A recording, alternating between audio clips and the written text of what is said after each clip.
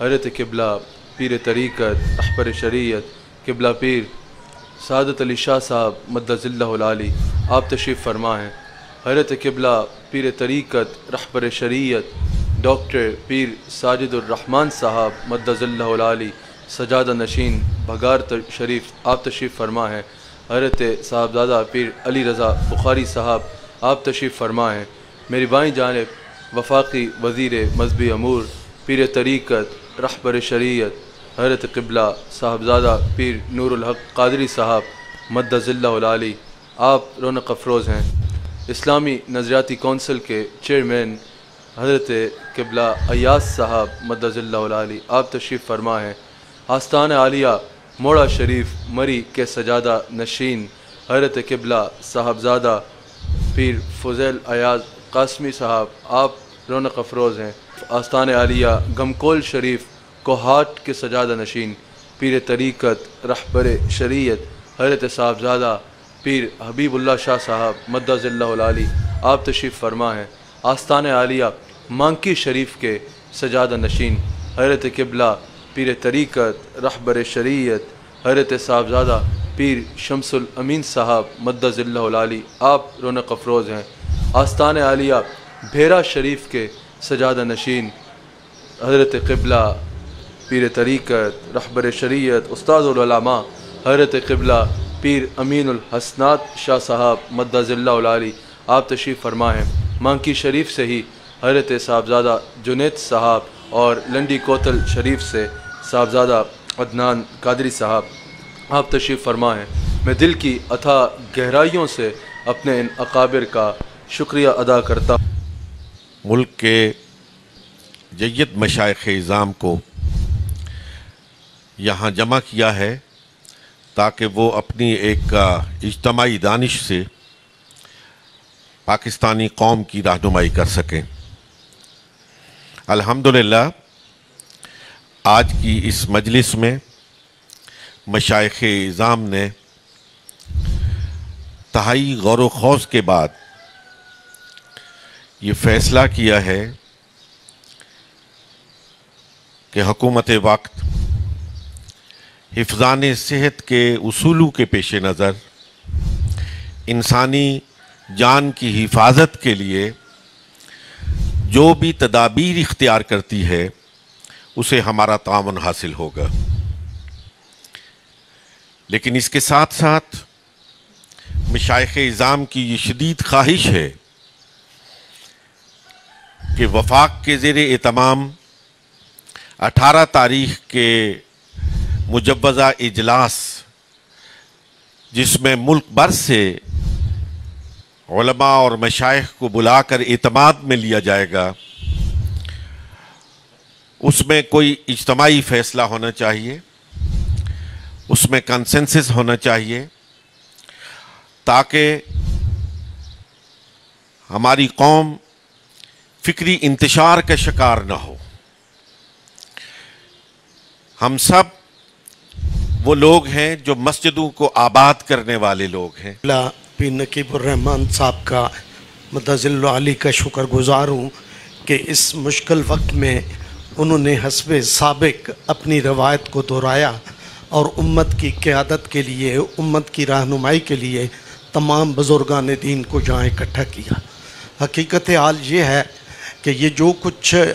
ہمارے اوپر اس وقت یہ بیماری، یہ تکلیف مسلط ہے،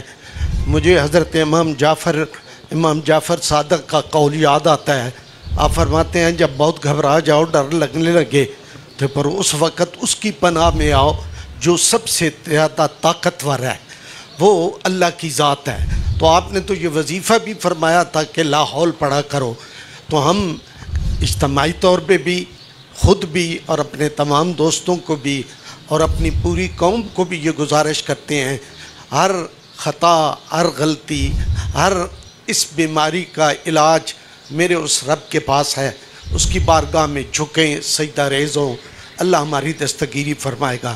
میں حکومت وقت جو حفظان صحت کے اصولوں کو پیش نظر رکھ کے امت کی رہنمائی کے لیے ہمارے ڈاکٹر جو ہمیں مشورہ دے رہے ہیں، ہم خود بھی اس پہ اوپر عمل کر بھی رہے ہیں اور آئندہ کرتے بھی رہیں گے. اور ہم اس معاملے میں اپنی حکومت کا، اپنے اکابرین کا، اور بالخصوص ڈاکٹر پیر نور الحق قادری صاحب کا ہم بھرپور ساتھ دیں گے، اور انشاءاللہ العزیز ہم ہر سرخروئی میں ان کے دائیں بائیں نظر آئیں گے. وہ میں نے سرکار دو عالم صلی اللہ علیہ وسلم کی ہجرت کے واقعے میں یہ پڑھا تھا کہ حضرت سیدنا ابو بکر صدیق رضی اللہ تعالیٰ عنہ حضور تشریف لے جاتے تو آپ کبھی آگے بڑھ جاتے، پھر تھوڑی دیر کے بعد پیچھے آ جاتے، پھر کبھی دائیں ہو جاتے، کبھی بائیں ہو جاتے.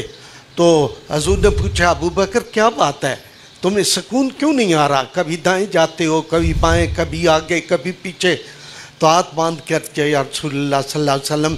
مجھے خوف آتا ہے کوئی آگے سے دشمن آپ پہ حملہ نہ کر دے، تو میں آگے ہو جاتا ہوں تاکہ صدیق کا سینہ حاضر ہو. الصلاۃ والسلام علیک یا سیدی یا رسول اللہ وعلی آلک و اصحابک یا سیدی یا حبیب اللہ.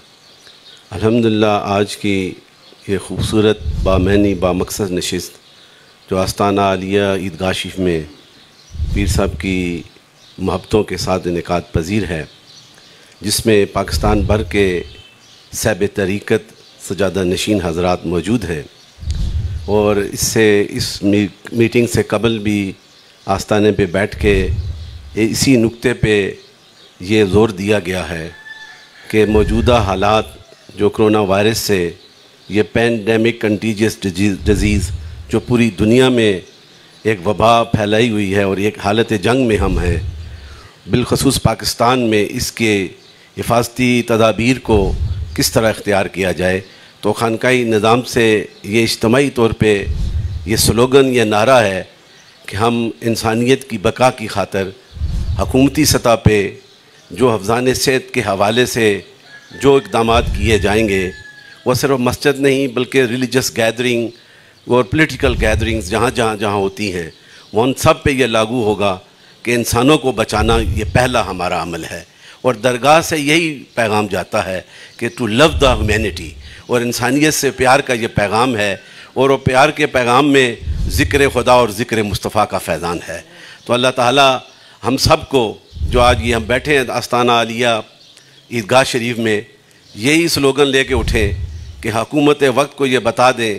کہ جہاں پہ اس ملک کی بقا کی خاطر، اس کے استقامت اور یہ جو بیماری ہے اس کے مقابلے کی خاطر ہم نے اکٹھا ہونا ہے، تو سب سے پہلے اپنی پیشانیوں کو الہ کے سامنے جھکانا ہے. اور میں نے پہلے بھی ایک تجویز پیش کی تھی، اور قبلہ ڈاکٹر ساجد